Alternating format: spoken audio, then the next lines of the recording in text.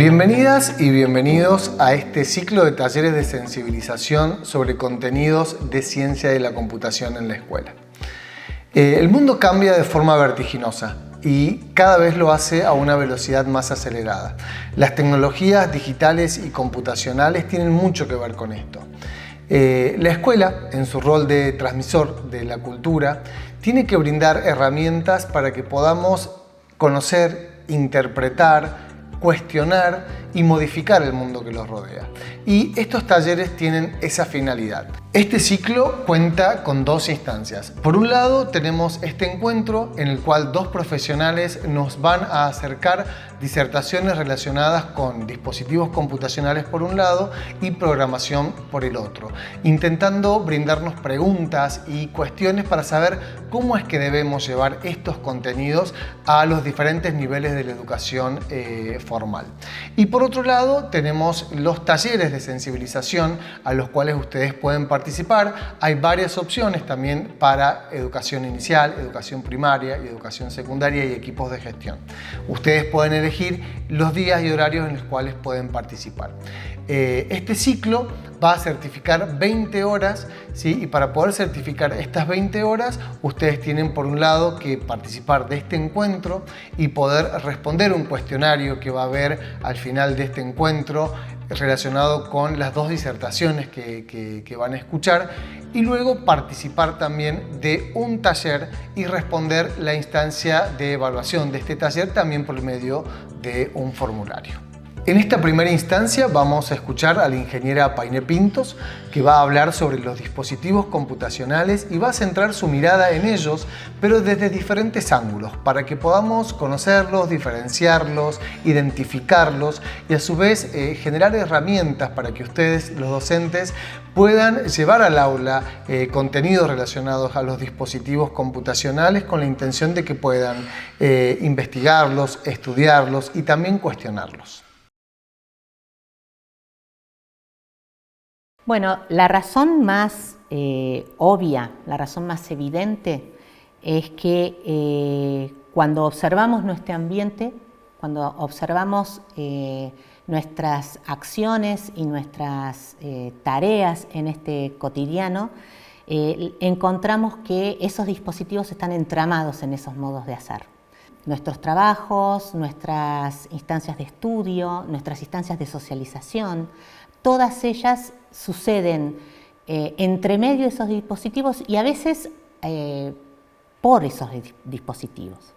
Entonces, ¿por qué hay que enseñar sobre estos dispositivos? Porque nuestros estudiantes necesitan tener ese conocimiento que permite hacer un uso inteligente, creativo, eficiente de los dispositivos, por un lado, y por el otro también poder cuestionarse y poder preguntar acerca de qué modo esos dispositivos están entramados en nuestra vida. Y en tanto producción artificial o producción creada por el ser humano, también es un tipo de producción que va cambiando y va tomando diferentes configuraciones en el tiempo y va ampliando la capacidad de responder a diferentes necesidades, incluso va sugiriendo y va incentivando necesidades. Y en ese sentido, el tener estas herramientas conceptuales que puede proveer la escuela en relación a estos dispositivos permite a nuestros estudiantes que puedan constituirse de manera más autónoma, más emancipadora en esa relación con estos dispositivos y en pensar modos alternativos y modos empoderados de poder utilizarlos en esas actividades que cotidianamente hacen uso de los mismos.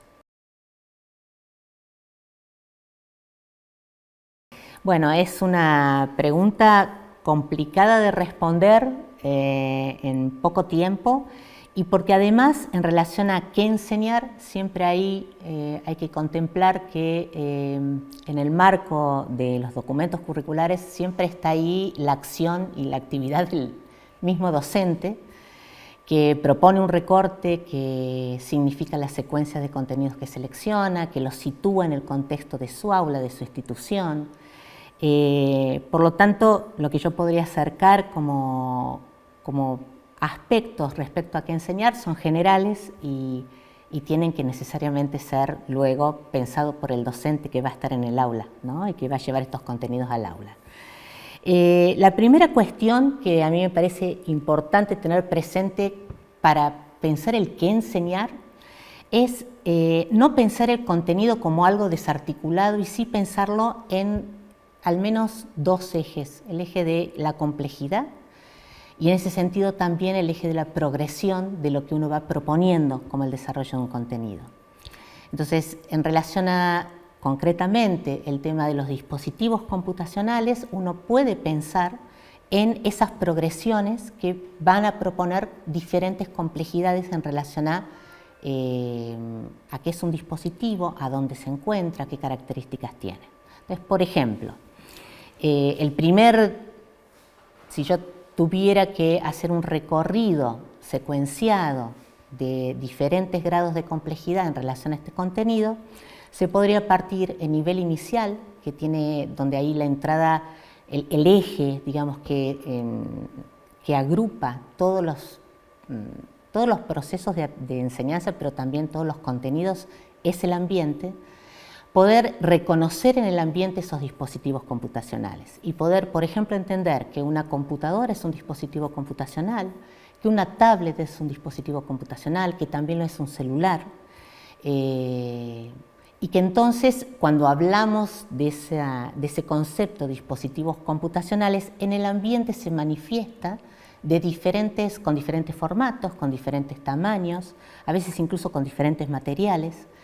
Y en ese sentido, la exploración activa del ambiente, poniendo el eje en rastrear dónde están estos dispositivos, es muy interesante como una forma de introducirse en ese contenido.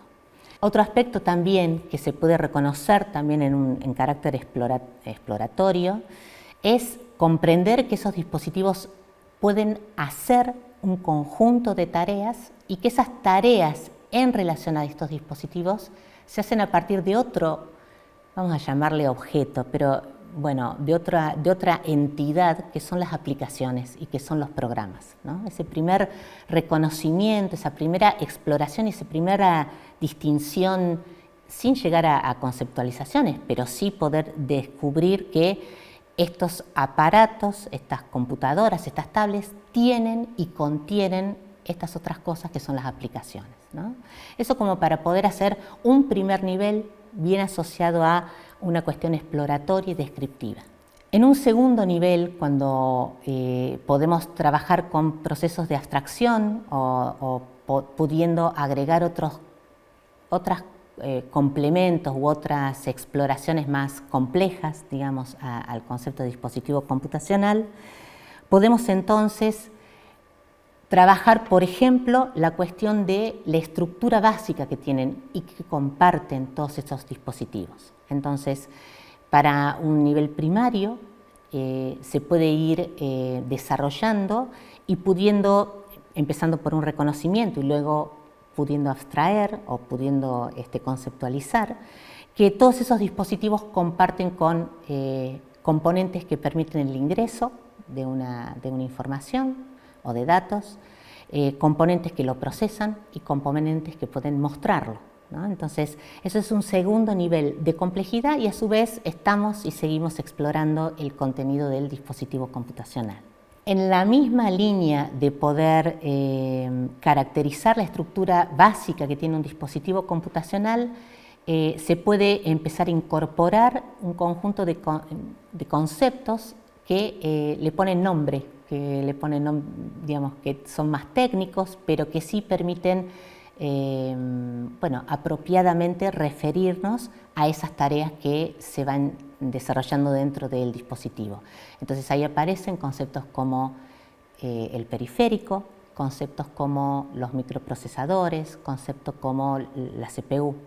Otra línea de complejidad, digamos, otro hilo que permite trabajar la complejidad en relación a este tema de los dispositivos es introducir y empezar también a incorporar la idea de que son dispositivos que se programan.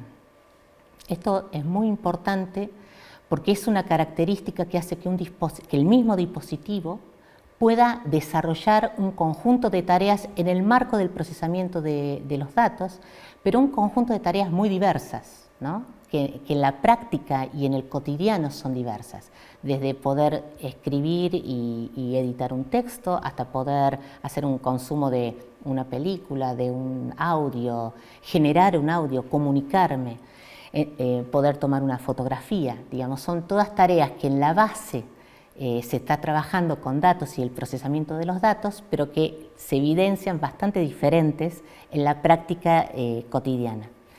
Y que poder hacer esa atadura entre todas esas tareas diversas con esta característica de lo programable y del desarrollo de eso programable es algo muy importante a poder introducir, especialmente en nivel primario, último ciclo de primario, y después poder darle un buen desarrollo en nivel secundario. El hecho de poder recuperar esta característica de lo programable y poder trabajar los dispositivos computacionales en este doble aspecto que se pueden reconocer, un aspecto físico, tangible y evidente en los ambientes, y este otro aspecto más oculto, más invisibilizado, que es el de lo virtual y es de todo el desarrollo de los programas y del software, permite también poder encontrar y hacer una atadura entre este dispositivo y esta producción que venimos viendo como parte de ese mundo artificial y ese mundo tecnológico que nos rodea, también en el campo de una disciplina concreta, ¿no? Entonces, hay también el hecho de poder hablar de dispositivos computacionales y de poder hablar de programación nos remite a un conjunto de contenidos que especialmente a nivel secundario podría ahondarse ya desde una lógica disciplinar, ¿no? Una lógica donde podemos incorporar incluso otros contenidos no tan propiamente relacionados a los dispositivos computacionales, pero que los dispositivos computacionales sí permiten que se generen, como la inteligencia artificial, como las bases de datos, como toda la cuestión del procesamiento de datos a gran escala. Entonces aparece Big Data, aparece Internet de las Cosas. Entonces el hecho de poder atar este dispositivo computacional que surgió una exploración bien básica, bien concreta a nivel inicial, e ir pudiendo poder agregarle capas de abstracción y llegar a poder anclarlo en un campo disciplinar como es la ciencia de la computación, permite esta atadura lógica y conceptualmente muy potente con el campo en sí disciplinar de las ciencias de la computación. Una última línea de progresión que me parece que es muy importante también tener en cuenta es el hecho de poder recuperar en el marco de estos dispositivos computacionales de una característica muy concreta, que es que se pueden conectar entre sí y como tal pueden conformar otros constructos tecnológicos. Aparece la idea de una red informática. Una red que por otro lado uno puede tener sin saber qué es una red, ni sin saber técnicamente cómo es que fluyen los datos a través de una red. Sí puedo tener la experiencia concreta y esas pueden ser experiencias potentes en nivel inicial, en el primer ciclo de primaria, de reconocer qué tareas, qué se puede hacer con una red, qué puede hacer este dispositivo cuando está conectado a una red y qué no puede hacer cuando no se conecta a una red, y desde ahí reconstruir en definitiva qué le agrega una red, qué posibilita una red de información al trabajo y a mi tarea con los dispositivos. Y en ese sentido se abre toda una línea de diferentes capas de abstracción que permite ir conceptualizando las redes informáticas, ¿no? Y permite conceptualizar algo que es muy importante y muy importante en la actualidad y que tiene que ver con poder darle materialidad a todas esas experiencias que tenemos en ese mundo virtual. Entonces, de pronto tenemos jóvenes que pasan gran parte de su tiempo dentro de las redes sociales. Esas redes sociales se sustentan en una red física y esas redes físicas están formadas por dispositivos computacionales. Y eso que a veces se promociona y se experiencia como algo que está, que es sutil, que es fuera del mundo físico, o que no tiene una atadura concreta con el mundo físico, técnicamente sí lo tiene, ¿sí? Y eso implica que entonces, cuando hablamos de nuestros datos, la huella, esa famosa huella digital que vamos dejando a medida que vamos transcurriendo, por ejemplo, por las redes sociales, esos datos están guardados y almacenados en dispositivos que son físicos y por lo tanto están en un lugar geográfico, tienen dueño, tienen necesidad de ser mantenidos, hacen consumo de ciertos, consumen energía y consumen otro tipo de productos para refrigerar, para ser refrigerados, por ejemplo. Entonces, el hecho de poder traer la red como una construcción asociada a los dispositivos es un tema que permite repensar, cuando se hablaba en relación a enseñar estos contenidos como herramientas conceptuales para pensar el mundo. Esto es muy concreto. Entonces, conceptualmente yo puedo pensar esa experiencia que tengo en una red social también desde esta materialidad, ¿no? Y desde este conjunto de situaciones que vamos a tener que pensar en un futuro y que nuestros jóvenes van a tener que pensar en un futuro y que va a tener que ver con la neutralidad de la red, quién gobierna esa red, qué va a pasar y quién es el dueño de esos datos que están guardados en esas máquinas que no son mías, que no son de ustedes y que, sin embargo, son indispensables para que esos datos efectivamente sean usados en cualquier situación virtual que vayamos a tener. En síntesis, este conjunto de contenidos donde como protagonista tenemos el dispositivo computacional, es un tipo de contenido y es un tipo de saber que, si bien es específico y como decíamos antes, proviene de un campo disciplinar concreto, son saberes que todo estudiante de toda escuela tiene que poder acceder. Además, es un tipo de contenido que, como estuvimos ejemplificando, permite poder ir armando estas progresiones y poderlas además ir ajustando a el grupo de estudiantes que tenemos, la institución en la cual estamos desarrollando estas clases o estas propuestas, partiendo de experiencias muy concretas y también pudiendo usar esas experiencias como escalones o ladrillos que nos permiten construir además conceptualizaciones necesarias.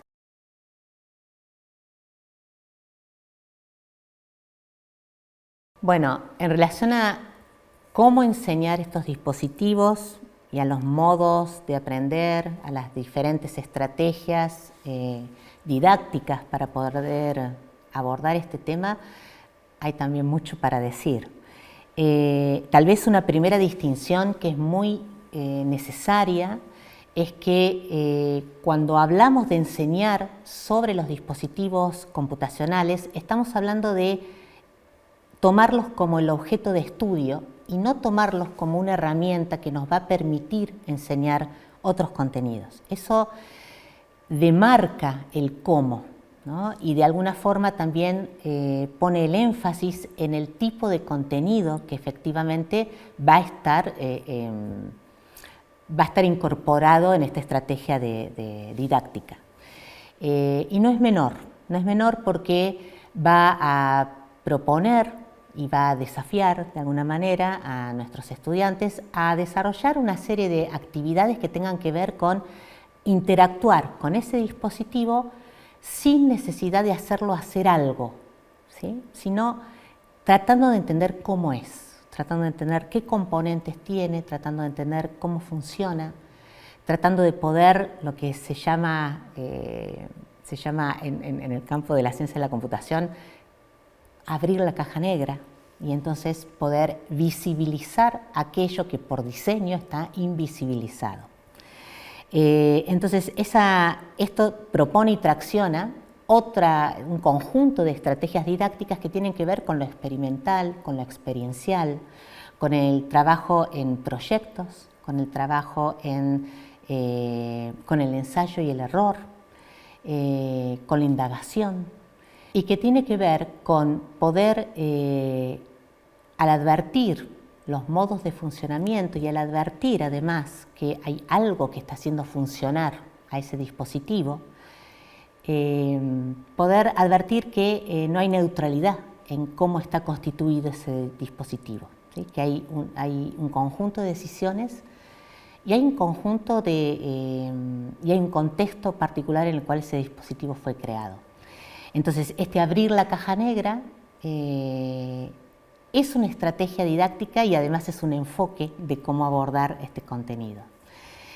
Es además un enfoque muy afín a los procedimientos básicos que utiliza la educación tecnológica, ¿no? Entonces, por ejemplo, el análisis de los productos tecnológicos, que es un tipo de procedimiento muy afín y muy utilizado en la enseñanza de contenidos de la educación tecnológica, puede ponerse muy en diálogo con este enfoque de abrir la caja negra, ¿no? Entonces, poder, por ejemplo, explorar el dispositivo computacional desde diferentes puntos de vista, desde el morfológico, desde el funcional, desde el económico o desde los materiales de los cuales están formados, desde los usos sociales y culturales que se hacen, permite deconstruir y desnaturalizar la caja negra y además poder hacer un ejercicio del análisis, del procedimiento del análisis.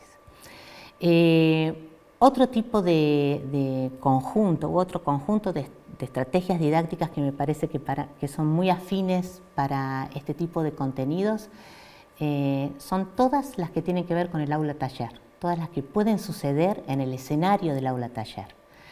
Ahí también tenemos un proceso tradicionalmente de la educación tecnológica, como es el proyecto tecnológico, que perfectamente podría incorporarse e integrarse a ese tipo de formato de aula, el aula taller. También ahí hay prácticas colaborativas y prácticas de trabajo con un otro, en las preguntas que se generan en relación al dispositivo, en las respuestas que se pueden construir, en el rol de un docente que no es alguien que trae un contenido y lo vuelca como si fuera el contenido, sino el que también con preguntas habilita la indagación y habilita la curiosidad sobre ese dispositivo. Bueno, todo lo que tiene que ver con un tipo de configuración áulica donde la actividad y el estudiante es el que tiene la prioridad, ¿no es cierto? Por último, no es menos importante el pensar estrategias de aprendizaje de estos contenidos que sean integradas, donde se pueda trabajar el contenido, en este caso los dispositivos computacionales, pero en relación a otros campos disciplinares y en relación a otras preguntas y a otras inquietudes que surgen de esos campos disciplinares. En particular, y tal vez retomando un poco lo que decíamos al principio en relación a por qué hay que enseñar estos dispositivos, el hecho de poder preguntarle a este mundo que está formado por estos dispositivos por qué, para qué tipo de uso puedo hacer que no sea el que a veces imponen otras lógicas, hace que sea muy potente que este contenido, que una modalidad de aprendizaje de este contenido sea, por ejemplo, integrando las miradas que vienen de las ciencias sociales, de la ciudadanía, de la historia, y que permita entonces abrir otro aspecto del dispositivo computacional y de los usos que hacemos del dispositivo computacional, ya en este caso más situado en una reflexión social y cultural en relación a estos dispositivos. Muchas gracias, Painé. Bien, Painé ha traído los dispositivos computacionales en una manera física como objeto de estudio y análisis, y ahora es el momento del doctor Marcos Gómez, que va a centrar su mirada en la programación, en la parte más abstracta de esta caja negra que Painé nos invita a abrir. Vamos a escucharlo a Marcos Gómez en relación a programación y cómo esto está atravesando nuestra vida cotidiana y con qué mirada podemos identificarlo y también poder trabajar contenidos de programación en el aula. Cuando nos levantamos, lo primero que hacemos es verificar en el celu la alarma. La extendemos o volvemos a posponer la misma. Después miramos en WhatsApp qué tenemos que hacer, quién nos mandó algún mensaje, si tenemos alguna urgencia que resolver. Inmediatamente revisamos el tiempo en Google para ver si tenemos que buscar el paraguas, tenemos que cambiar la vestimenta que habíamos pensado la noche anterior. Es más, hasta para ir al trabajo o verificar si está por pasar el colectivo, interactuamos automáticamente con una aplicación o algún servicio en Internet. Trabajamos, vamos al home banking, sacamos plata, hacemos un montón de actividades diarias de las cuales nosotros dependemos exclusivamente del vínculo con las computadoras.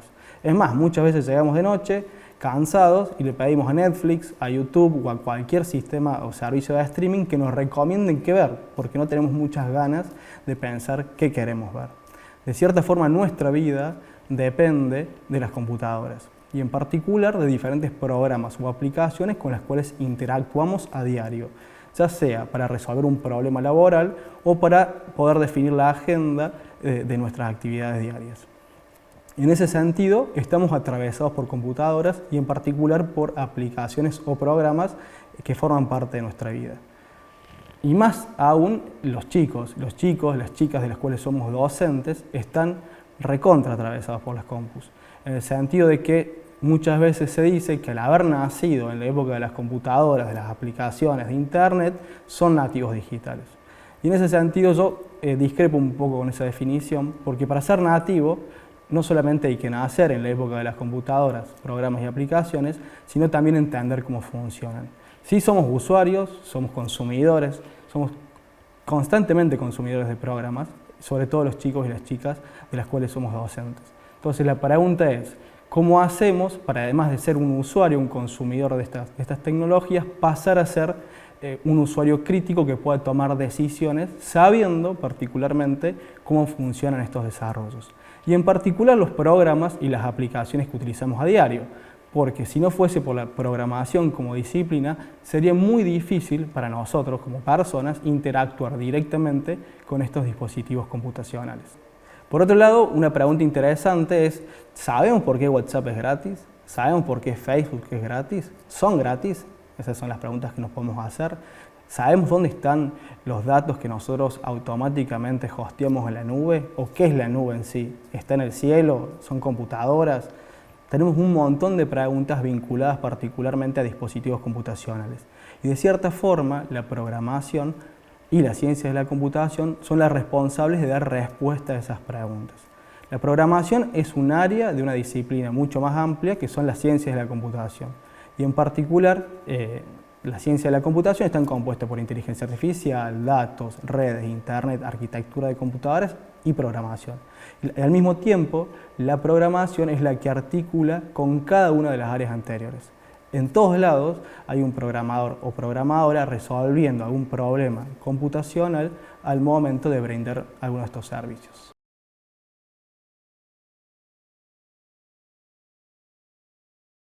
Primero hay que pensar en la programación como una herramienta que nos va a permitir tener una mirada crítica de estos dispositivos y diferentes aplicaciones que utilizamos a diario. En particular, la programación es la herramienta que nos permite crear programas. Es el área de la ciencia de la computación que nos permite dar respuestas a problemas computacionales. En ese sentido, cuando pensamos en la programación, se nos pueden mezclar un montón de conceptos y contenidos específicos que tenemos que pensar de qué forma poder abordar en los diferentes niveles educativos. En particular, por un lado tenemos conceptos relacionados a los lenguajes de programación, Al programar, eso está bueno recordar, estamos programando una computadora y las computadoras entienden lenguajes específicos los cuales no son ambiguos y tienen instrucciones claras. Por eso necesitamos, para poder crear un programa, aprender sobre lenguajes de programación y las diferentes herramientas que forman parte de diferentes lenguajes. Además, además de poder abordar las herramientas de los lenguajes de programación, es importante abordar la resolución de problemas computacionales, en el sentido de que en este mundo en el cual pensamos que podemos resolver cualquier cosa con una computadora y programando, por marcar la diferencia de que tenemos ciertos límites, de que hay ciertos problemas que no son computacionales y por lo tanto no pueden ser resueltos a través de programas. Y finalmente poder articular con lo que nosotros llamamos la representación de datos e información. Cuando uno programa, lo primero que hace es enfrentarse a una situación problemática y para esa situación problemática presentar una estrategia de solución de ese problema, que puede estar vinculado con conceptos de dividir un problema en partes, de poder definir nombres de componentes de manera adecuada, que se vinculan en simultáneo con las diferentes herramientas que forman parte de los lenguajes de programación. En ese sentido, cuando pensamos en los conceptos que tienen que abordarse en la escuela, tenemos que pensar en los que particularmente perduran en el tiempo. Hay un montón de conceptos que se mantienen hace más de 50, 60, 70 años estables. Eso significa que cuando irrumpe una tecnología nueva o un dispositivo o un lenguaje de programación, se mantienen tal cual están. Y siempre es importante pensar en estos conceptos que son estructurantes, que son fundamentales y que nos permiten generar soluciones a partir de la programación sin depender de estas nuevas tecnologías emergentes. En ese sentido, pensar la enseñanza de la programación precisa de poder anclarnos en lo que llamamos conceptos fundamentales que de cierta forma no han cambiado en el tiempo y no cambiarán. Hay tres ejes principales en los cuales nosotros podemos pensar o abordar la enseñanza de la programación. Como dijimos, los lenguajes de programación nos brindan herramientas que tenemos que utilizar para crear nuestros programas.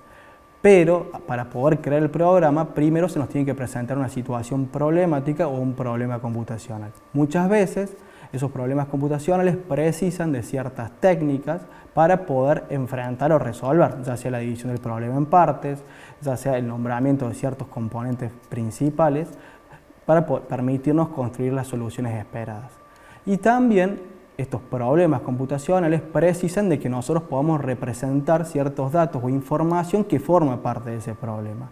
Por ejemplo, si quiero hacer un programa o quiero generar un programa para identificar qué estudiantes están por aprobar la materia, voy a necesitar representar datos del estudiante, como puede ser su edad, el curso, género, pero también datos vinculados a su desempeño escolar. Cómo le fue en la primera evaluación, cómo le fue en la segunda. Entonces, toda esa información que para nosotros es trivial, tenemos que representarla de alguna forma para poder abordarla y construir soluciones a través de la programación. En ese sentido, necesitamos de las herramientas propias del lenguaje, pero también de la resolución de problemas, herramientas para resolver y también para representar información. Y en cuanto a estos conceptos fundamentales que nosotros hablamos desde las herramientas del lenguaje de programación, hablamos de esos que no han cambiado en el tiempo. Conceptos que vamos a ir abordando durante todo el ciclo educativo. Eso significa que el abordaje va a ser espiralado. Es decir, si vi el concepto de secuencia a nivel inicial, no significa que no lo tenga que ver más a nivel primario. Vamos a abordar una forma de trabajar secuencia a nivel inicial para próximamente abordar el concepto de secuencia a nivel primario y seguir iterando en nivel secundario. En el sentido que son los mismos conceptos, pero los vemos en otro nivel de profundidad. Ya sea conceptos como la repetición simple, la definición de procedimientos, la misma alternativa condicional que forman parte del set de herramientas del lenguaje de programación. Vamos a comenzar a trabajar muchos de ellos desde el nivel inicial, pero iremos profundizando a medida que pase el tiempo y el ciclo educativo.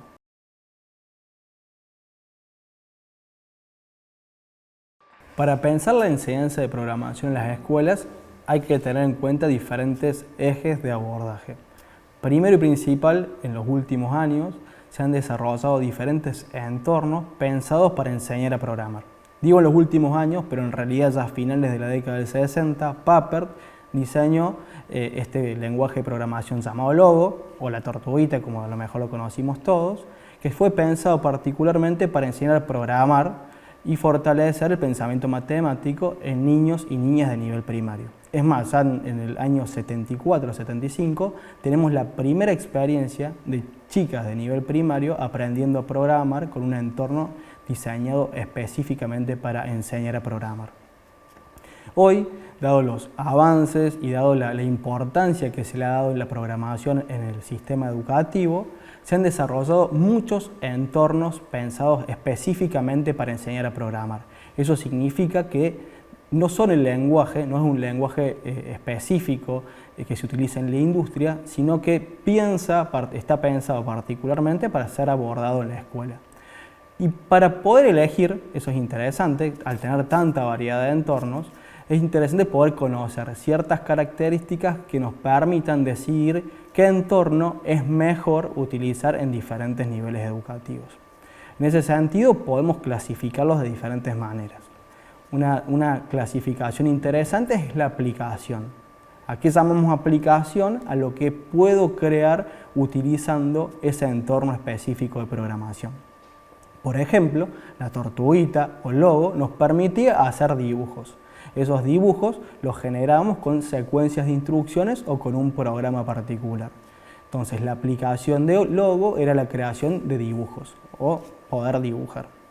En la actualidad tenemos entornos que se utilizan un montón. Por ejemplo, Scratch, que fue pensado, es más, es desarrollado por Resnick, que fue discípulo de Papert, por eso las similitudes que tiene el Logo con Scratch. Y Scratch, por ejemplo, tiene una aplicación muy concreta que es la creación de videojuegos o animaciones. Después tenemos otro tipo de entorno, ya más, a lo mejor más pensado para estudiantes de escuela secundaria, como puede ser el App Inventor del MIT, que tiene una aplicación muy concreta, que es la creación de aplicaciones para dispositivos Android. Y de la misma forma que tenemos el App Inventor, tenemos Scratch, tenemos Logo, tenemos otro tipo de entornos que a lo mejor no son tan populares, pero han sido diseñados, pensados específicamente para enseñar a programar, como SonicPy. Que SonicPy, en el mundo de hoy, donde los chicos y las chicas están tan interesados en la música, en los beats musicales, por ejemplo, en generar tus propias canciones y melodías, permite crear diferentes melodías o canciones a partir de la programación. Entonces, en cuanto a aplicación, tenemos qué nos permite hacer el entorno. Después, por ejemplo, tenemos otros entornos más específicos como pilas bloques que nos permite resolver desafíos, donde el foco puntual está en resolver un desafío o un laberinto. Entonces, algo que sí podemos mirar es la aplicación y qué nos permite crear o hacer ese entorno para programar. Otro ítem interesante que nosotros podemos ver en cuanto al desarrollo o la evaluación de estos entornos de enseñanza y programación son de qué forma puedo programar. El nivel de expresividad llamamos nosotros. Si este entorno, por ejemplo, necesito programar en texto, programando, picando tecla, como decimos, o tiene bloquecitos que me permiten arrastrar y crear mis propios programas únicamente arrastrando bloques. El caso de Scratch, el caso de pilas bloques. Pero también, ¿qué tantas cosas puedo crear con el nivel de expresividad que me permiten?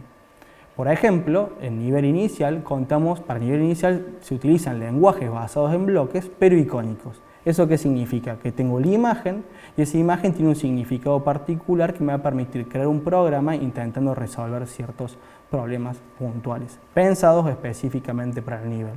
Y lo interesante es que estoy abordando conceptos similares en nivel inicial usando un lenguaje más simple que voy a retomar más adelante utilizando un lenguaje que tenga un mayor nivel de expresividad.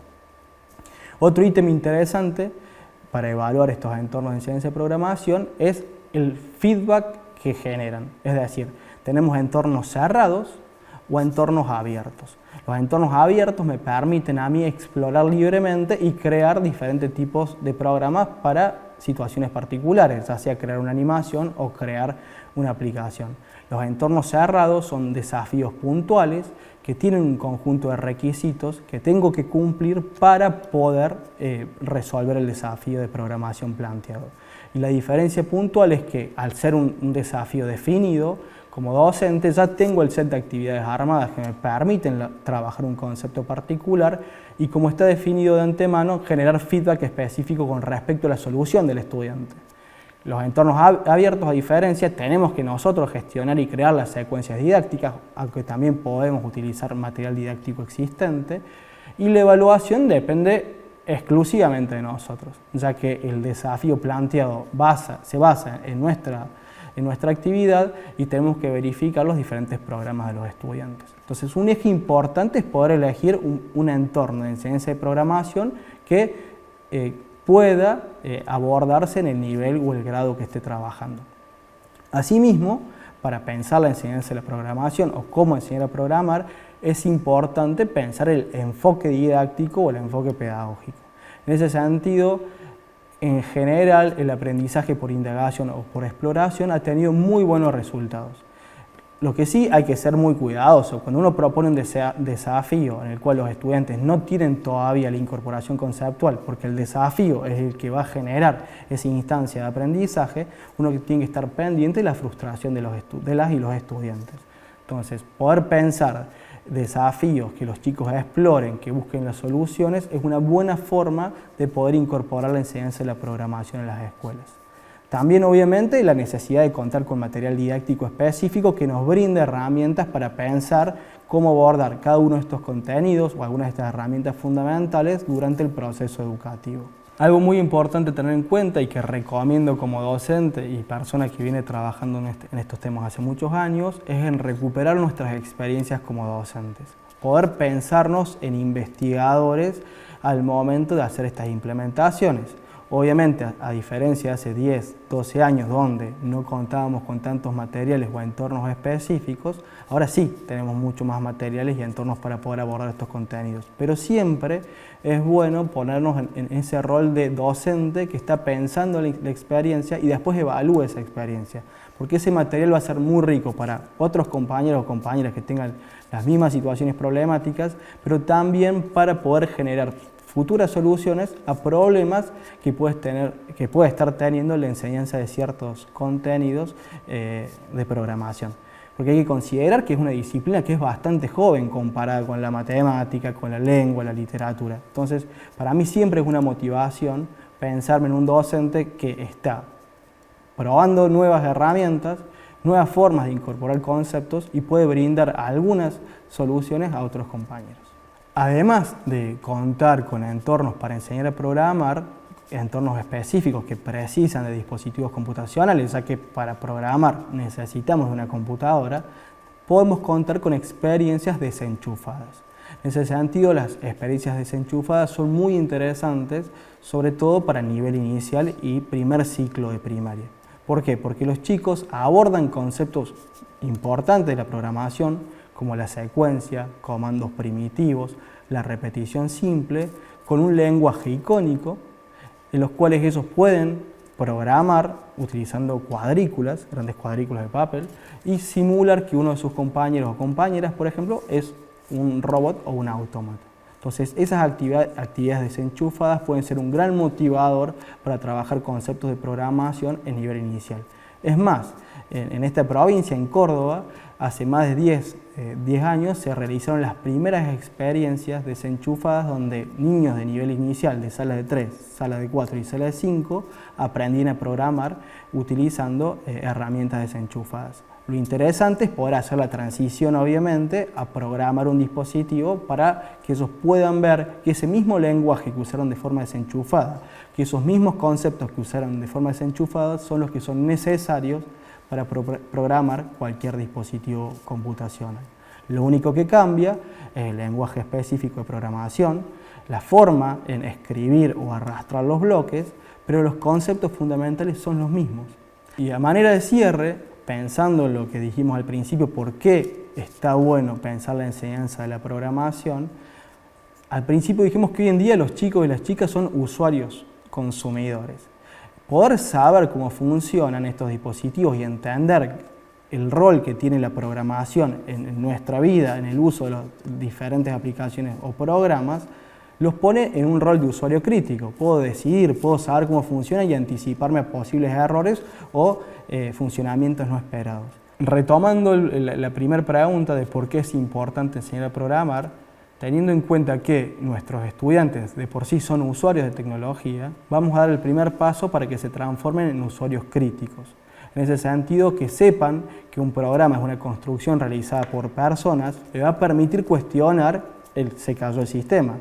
¿Por qué se cayó el sistema? Sé que está programado y hay personas que son responsables de ese se cayó el sistema. Y en ese sentido, es muy probable que muchos de nuestros estudiantes, por cómo es el mundo hoy en día, terminen trabajando o dependiendo de soluciones tecnológicas.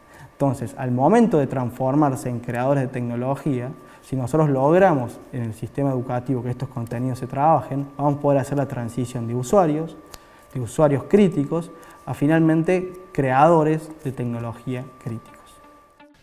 Bien, hemos podido escuchar a Painé Pintos y a Marcos Gómez en unas disertaciones teóricas que nos invitan a pensar los porqués, el qué y el cómo incorporar contenidos de ciencia de la computación en el aula. Painé tuvo su mirada puesta en los dispositivos computacionales y Marcos más desde el lado de la programación, pero como habrán podido escuchar, los temas están interconectados y tienen muchos puntos en común.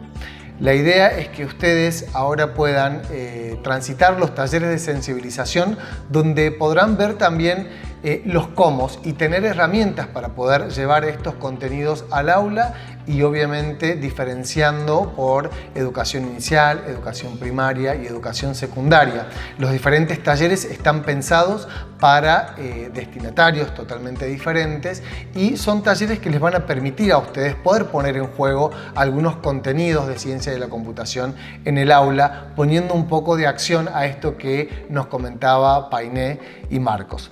Recuerden que para poder acreditar las 20 horas de este ciclo tienen que haber participado de esta instancia en la cual tienen estas dos disertaciones y hay un formulario en el aula donde ustedes van a responder con un multiple choice cuestionarios sobre las disertaciones de Painé Pintos y Marcos Gómez.